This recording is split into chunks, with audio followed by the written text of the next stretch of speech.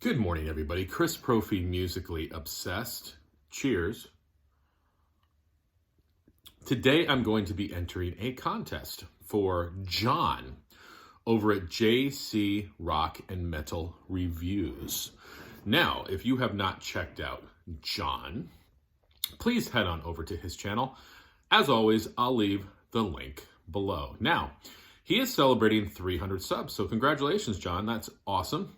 And he's only been in the VC for about 6 months, I believe. So that is great. Congratulations.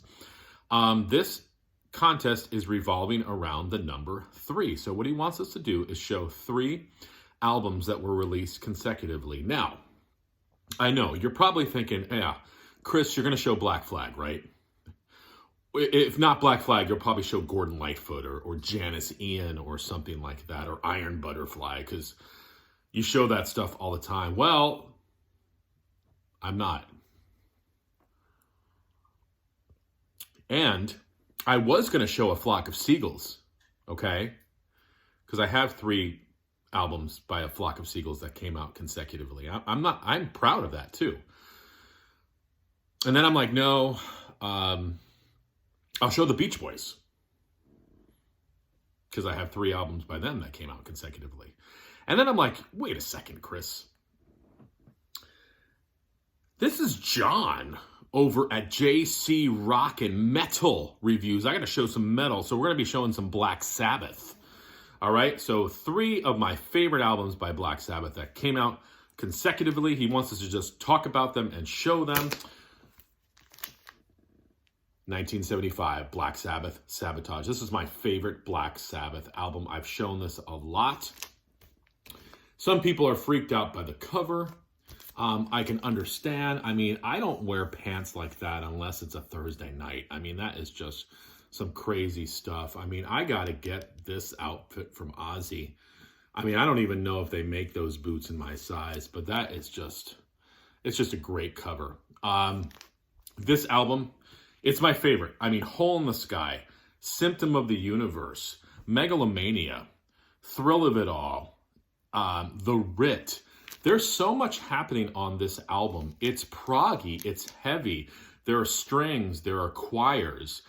The songs, they expand the sound of Black Sabbath. And it started with Sabbath, Bloody Sabbath, but it really came to fruition on this album. This has always been and always will be my favorite Black Sabbath album. Every time I listen to it, I hear something different, okay? So 1975, Black Sabbath, Sabotage.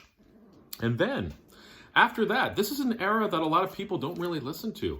1976, Technical Ecstasy. Cool cover. Proggy cover. It matches the music inside. They further expanded their sound.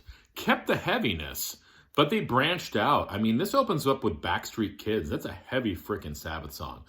You Won't Change Me. It's All Right. Bill Ward sings on that. That could have been a Lost Beatles tune. Gypsy, and that's just side 1. Side 2, All Moving Parts Stand Still. That song shows you where they really branched out. That has a very unique sound to it in the Black Sabbath canon. Nothing really sounds like that song. Rock and Roll Doctor, amazing. She's Gone, a killer ballad. Great vocals by Ozzy. And then it ends with Dirty Women. I mean, who doesn't like Dirty Women? So Black Sabbath, Technical Ecstasy, 1976, an album that a lot of people don't really talk about too often. And, you know, if Sabbath lost people on Sabotage, if they lost people on Technical Ecstasy, by this album, they were probably gone. But 1978, Never Say Die. That cover is amazing, though. I love it. It's one of those covers where you're like, what in the hell is going on? And how does this have to do with Never Say Die? But it's just one of those covers you can look at and sort of imagine, right? But another album, and I'll be truthful with you. There's this album is out of the 3, this is my least favorite, but I still really like it. But it opens up with the classic Never Say Die. I love A Hard Road. That's one of my favorite Sabbath songs. Junior's Eyes is killer. Shockwave is killer. Johnny Blade, love it. Air Dance, basically Sabbath doing jazz.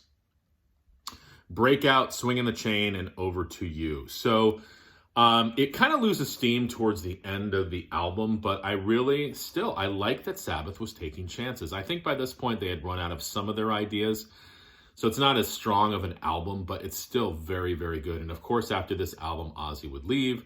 We'd bring in Dio for a whole new Sabbath, and then after that, as I've said before, everybody sang for Sabbath, including Anne Murray. So, but these 3 albums are some of my favorites by Sabbath. And this is nothing against early Sabbath. I do love early Sabbath as well. For whatever reason, though, I really like that period from Sabotage into Technical Ecstasy into Never Say Die. Let me know what you guys think. And head on over to John's channel, JC Rock and Metal Reviews. Congratulations again, John. That is awesome. I'm just going to start banging out some videos today. All right, guys.